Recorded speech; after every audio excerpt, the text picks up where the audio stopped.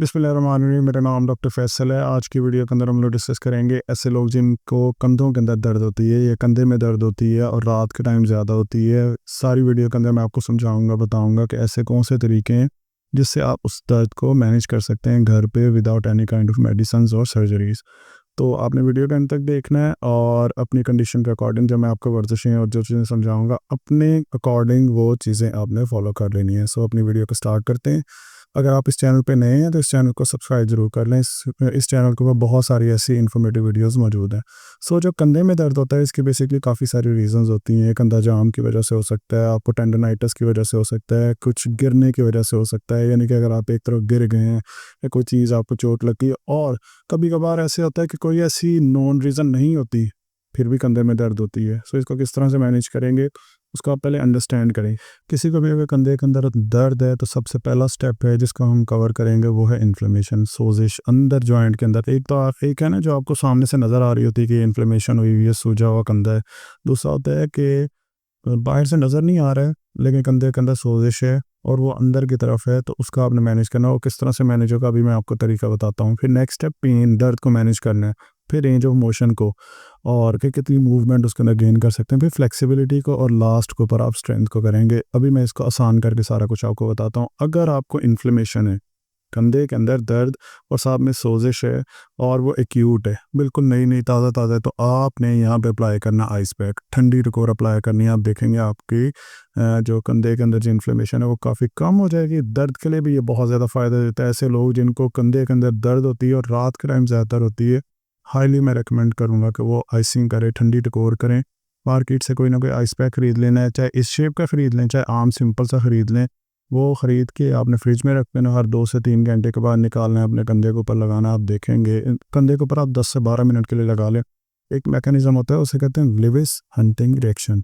Lewis hunting reaction होता है जब आप ठंडी टकोर अप्लाई करते हैं तो इस रिएक्शन की मदद से आपकी सोजिश भी कम होगी और आपके दर्द के अंदर भी कमी आती है। लेकिन ऐसे कुछ लोग जिनको कंधे के अंदर होने वाला दर्द फ्रोजन शोल्डर की वजह से हो, कंधा जाम की वजह से हो, ऐसे लोगों में चेक करने की ज़रूरत पड़ती है कि उनको जो कंधा जाम हो रहा है उसकी वजह कहीं उनका शुगर तो नहीं है। शुगर अगर ज़्यादा हो रही है और आप साथ में चाहे आइसिंग कर रहे हैं और कहें कि मेरे कंधे का दर्द ठीक हो जाए, उससे आपको वक्ती तौर पे फ़र्क पड़ जाएगा। लेकिन जो उसकी मेन काज है, जो मेन उसकी जड़ है, एक बंदे को टखने के अंदर, एंकल के अंदर दर्द हो रहा है और यूरिक एसिड ज़्यादा होने की वजह से हो रहा है और वो यूरिक एसिड की दवाइयाँ भी ले रहा है, लेकिन साथ में ऐसे खाने खा रहा है जैसे पालक, टमाटर, दाल, गोश्त, मक्की, मुर्गी, अंडा, जिसके अंदर यूरिक एसिड ज़्यादा होता है। और फिर वो कहे कि यार मेरा तो वो जो टखने में दर्द है, हील में दर्द है, वो ठीक ही नहीं हो रहा है। आप चाहे दवाई ले रहे हैं लेकिन आप जो उसकी जो जड़ है उधर से उसको भी तो ठीक करें ना। इसी तरह जिनको कंधा जाम हो, जिनको फ्रोजन शोल्डर हो, उसकी बहुत बड़ी रीज़न जो है वो डायबिटीज़ होती है। अगर अनकंट्रोल्ड डायबिटीज़ है आपकी और शुगर बहुत ज़्यादा रहती है और साथ में आप आइसिंग कर रहे हैं और आप कहें कि मेरी तो दर्द ही कम नहीं हो रही है, तो आप अपनी उस जड़ को ठीक करें। पहले अपनी जो डायबिटीज़ है उसको कंट्रोल करें। ये जो अभी आपको पिक्चर नज़र आ रही है ये हड्डी है और ये दूसरी स्कैपुला जो शाने वाली हड्डी है, इस हड्डी के बीच में ये जो वाइट कलर का नज़र आ रहा है इसे कहते हैं शोल्डर कैप्सूल। कभी कभी जिनको शुगर बहुत ज़्यादा हो या फिर कोई इमोबिलिटी हो, यानी कि वो मूवमेंट ही नहीं करते शोल्डर के ऊपर, बड़ी संभाल के रखते हैं, और उसकी एक रीज़न ये भी हो सकती है कोई कलाई का फ्रैक्चर हो गया, कहीं पर कोई चीज़, ठीक है, उन्होंने इमोबाइल रखा है, हिलाया नहीं है ज़्यादा, तो ये जो वाइट कलर का कैप्सूल आपको नज़र आ रहा है ये कुछ इस तरह से हो जाता है जिसके अंदर आपके कैप्सूल के अंदर इन्फ्लेमेशन हो जाती है। और अब इन्फ्लेमेशन के लिए क्या ट्रीटमेंट मैंने आपको बताया है कि आपने ठंडी टकोर करनी है। सेकंड, इसके अंदर हाईली रिकमेंड होगा कि अगर आपको इस तरह से इन्फ्लेमेशन हुई हुई है, सोजिश हुई हुई है, तो आपने रेस्ट करनी है। इसके अंदर आपने वर्जिशें नहीं करनी है। अगर आप वर्जिशें करेंगे तो एक तो पहले तो हालत देखें आपके जो कैप्सूल की इस तरह से हुई हुई है, फिर साथ में आप मूवमेंट कर रहे हो, पुली वाली एक्सरसाइजेस कर रहे हो, उससे नुकसान क्या होगा कि और ज़्यादा रगड़ आके और ख़राब हो जाएगा। इससे बेटर है कि आपने पहले आइसिंग करनी है 10 से 12 मिनट के लिए, साथ में आप स्ट्रेस करेंगे, इसके ऊपर कंप्रेशन कर सकते हैं, कोई पट्टी बांध सकते हैं।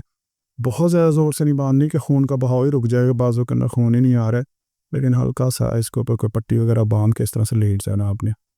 ये दूसरा स्टेप हो गया।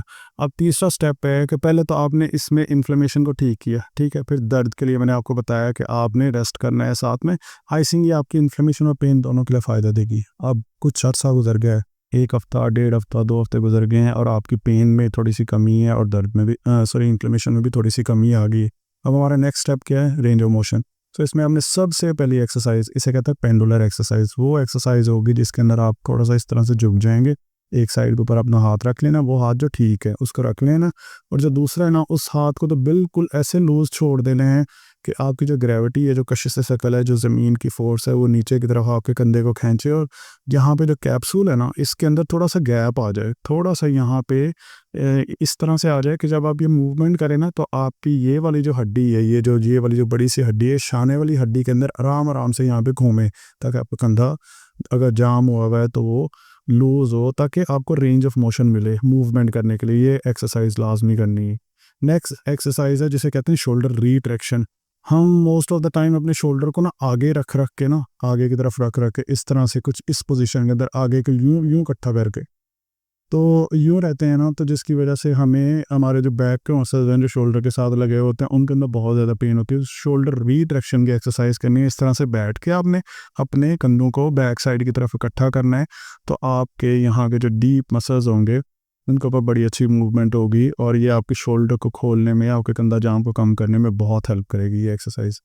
नेक्स्ट एक्सरसाइज है जिसको वेल लैडर एक्सरसाइज कहते हैं। किसी भी दीवार के साथ खड़े हो जाना आपने, और स्टार्ट आप करेंगे बिल्कुल सीधे खड़े होके, दीवार के ऊपर आपने हाथ रखना है, आहिस्ता आहिस्ता अपने फिंगर्स को दीवार के ऊपर की तरफ भी लेके जाना है, फिर आहिस्ता आहिस्ता नीचे भी लेके जाना है।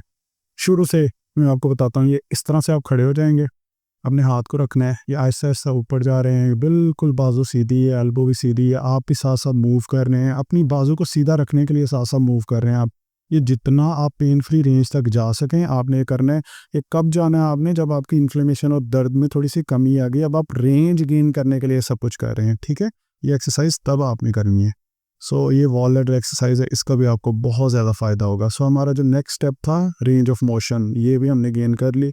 अब उसके बाद है फ्लेक्सिबिलिटी, लचक हमने लेके आनी है अपने पट्ठों के अंदर। तो लचक किससे आती है? स्ट्रेचिंग से आती है। स्ट्रेचिंग इस तरह से होगी, उसका तरीका ये है कि आपने इस तरह से खड़े होके अपने जिस साइड के आपके कंधे के अंदर मसला है उसको ऊपर की तरफ खींचना है, या लाइक फर्ज करेंगे लेफ्ट साइड के ऊपर है तो इस तरह से खींचना है और 10 सेकंड के लिए होल्ड करना है। ये एनिमेशन तो थोड़ी सी फास्ट है, सो आपने बिल्कुल स्लो 10-10 सेकंड के लिए रोक के रखना ताकि अच्छे से स्ट्रेच है। कुछ इस पोजीशन के अंदर होगा ये इस तरह से, इसी तरह से दूसरी तरफ यूँ, ऐसा 10-10 सेकंड के लिए इसको होल्ड करना है, और इसके अंदर आपको बहुत अच्छा आपके शोल्डर्स के ऊपर स्ट्रेच आएगा। इसका फ़ायदा ये होगा कि आपके शोल्डर्स के अंदर फ्लेक्सिबिलिटी आएगी। लास्ट हमारे पास स्टेप है जिसके अंदर मसल स्ट्रेंथ है। पट्ठों के अंदर हमें अब ताकत चाहिए ताकि कभी भी आइंदा अगर हम कोई वज़न उठाएं, कुछ भी खींचें, हमारे जो कैप्सूल है जो मैंने अभी दिखा रहा था मैं आपको वाइट कलर का, ये इसके ऊपर आपको प्रेशर ना आए। आपके पट्ठे जो वज़न उठाएँ उसके तरीका क्या होगा, आप अपने पट्ठे बनाएं, पट्ठों की एक्सरसाइजेस करें, स्ट्रेंथनिंग एक्सरसाइजेस करें। सो उसका तरीका ये होगा कि आपने किसी थेरा बैंड के ज़रिए, थेरा बैंड होते हैं रबड़ बैंड, वो बैंड जिनके ज़रिए हम एक्सरसाइजेस करते हैं, इस तरह से कोई थेरा बैंड लेके उसको एक साइड पे बांध देना है, बाजू को अंदर की तरफ लेके आना है, ऐसे खड़े होकर बाजू को ऊपर की तरफ लेके जाना है। ये थेरा बैंड नीचे बांधा हुआ है, आप ऊपर लेके जा रहे हैं, नीचे लेके आ रहे हैं। उसके बाद इसी तरह से ये थेरा बैंड आप बाहर की तरफ खोलेंगे, अंदर की तरफ बंद करेंगे। इसी तरह से बाजू को सीधा ऊपर लेके जाएंगे, सीधा नीचे की तरफ लेके आएंगे। अब थेरा बैंड से ये होगा कि आपकी जो स्ट्रेंथ ट्रेनिंग है वो होगी, आपके पट्ठे बनेंगे। सो ये डिफरेंट एक्सरसाइजेज हैं, डिफरेंट स्टेप्स हैं। सो जब भी कभी भी कंधे में दर्द हो, पहले इन्फ्लेमेशन और पेन के लिए ट्रीटमेंट करना है जिसमें हम आइसिंग करेंगे। रेंज ऑफ मोशंस के लिए आप डिफरेंट एक्सरसाइजेज जिसके अंदर पेंडुलर एक्सरसाइजेज हैं, वॉल लैडर एक्सरसाइजेज हैं, वो करेंगे। फ्लेक्सिबिलिटी के लिए हम स्ट्रेचिंग करेंगे, स्ट्रेंथनिंग के लिए हम डिफरेंट थेरा बैंड्स यूज़ करके एक्सरसाइजेज करेंगे। इंशाल्लाह आप देखेंगे कि आपकी जो कंधे के दर्द हैं ये परमानेंटली रिजॉल्व हो जाएंगे और आपको कभी भी कंधे में दर्द नहीं होगा। अगर आपकी कंडीशन कोई ऐसी स्पेसिफिक है जो आप पूछना चाह रहे हैं, आप नीचे कमेंट्स करें। कोई भी क्वेश्चन है नीचे कमेंट्स कर सकते हैं, मैं कोशिश करूंगा उसका आंसर करने की। और अगर आपका क्वेश्चन बहुत अच्छा हो तो आपके क्वेश्चन के ऊपर एक अगली वीडियो बनाएंगे ताकि आपको बेहतर गाइड किया जा सके। इस चैनल पर नए हैं, इस चैनल को सब्सक्राइब कर लें। Thanks for watching this video.